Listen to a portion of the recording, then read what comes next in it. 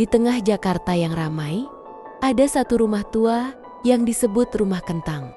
Dari luar terlihat biasa, tapi katanya, begitu masuk, kamu tak akan pernah sama lagi.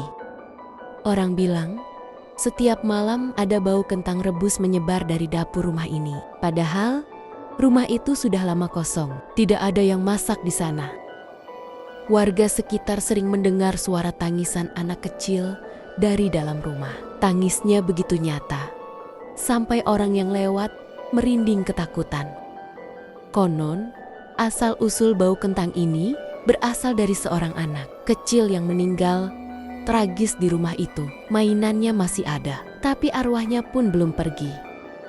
Tak hanya anak kecil, sosok perempuan berbaju putih juga sering terlihat berdiri di halaman atau mengintip dari balik jendela. Beberapa orang yang nekat masuk melihat lampu di dalam rumah menyala dan mati sendiri, seolah ada sesuatu yang sengaja bermain-main. Di malam sunyi, langkah kaki terdengar jelas dari lantai atas. Tapi begitu dicek, tak ada siapapun di sana. Hanya debu dan jejak kaki baru. Bau kentang rebus bukan hanya samar, kadang begitu menyengat hingga membuat orang mual. Anehnya, sumber baunya tak pernah ditemukan. Beberapa saksi mendengar teriakan keras dari dalam rumah saat tengah malam. Suara itu tak seperti manusia, lebih mirip jeritan dari alam lain. Pernah ada orang yang masuk ke Rumah Kentang untuk uji nyali, tapi anehnya ia tak pernah keluar lagi. Hanya barang-barangnya yang ditemukan di dalam kamar. Di kamar mandi tua itu, kaca retak seolah menyimpan rahasia. Banyak yang bilang, kadang terlihat bayangan anak kecil yang bukan milikmu. Di halaman belakang, ayunan tua berderit sendiri, bergerak pelan meski angin tak berhembus. Katanya, ada anak yang masih suka bermain di sana.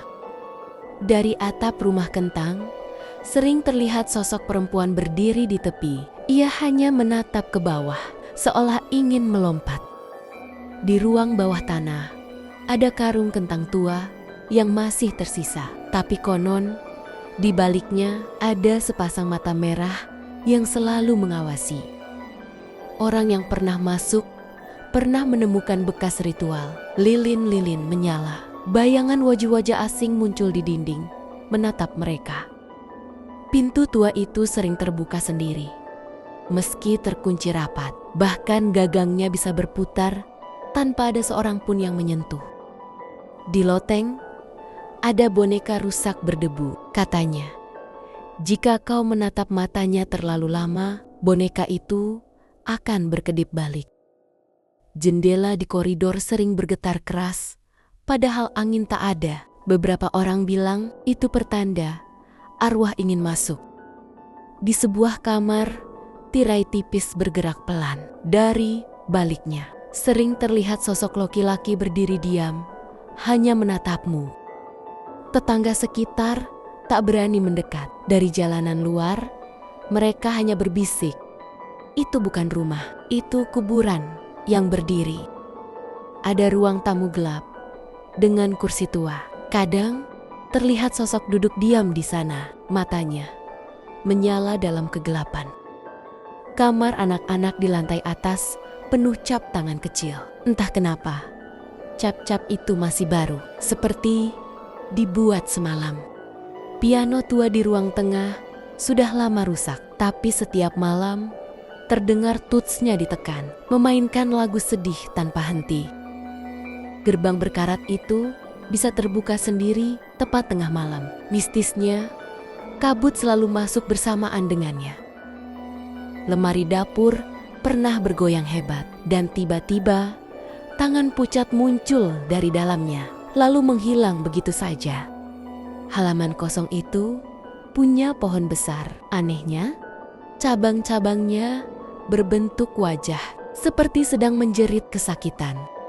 Di tangga gelap, pernah terlihat anak kecil berdiri sambil memegang karung kentang. Tapi, anak itu tak punya wajah. Cermin pecah di lorong, memantulkan bayangan aneh. Bayanganmu tak sama, Terkadang ada lebih banyak sosok di dalam kaca daripada di luar. Langit di atas rumah ini sering mendadak gelap saat kilat menyambar. Tampak sosok tinggi berdiri di puncak rumah. Dan akhirnya rumah ini terlihat hidup. Lampu merah menyala dari dalam. Kabut menelan perlahan, seolah rumah itu bernapas. Orang bilang rumah kentang hanya mitos. Klik subscribe dan ikuti langkah kami menelusuri lorong sunyi berikutnya.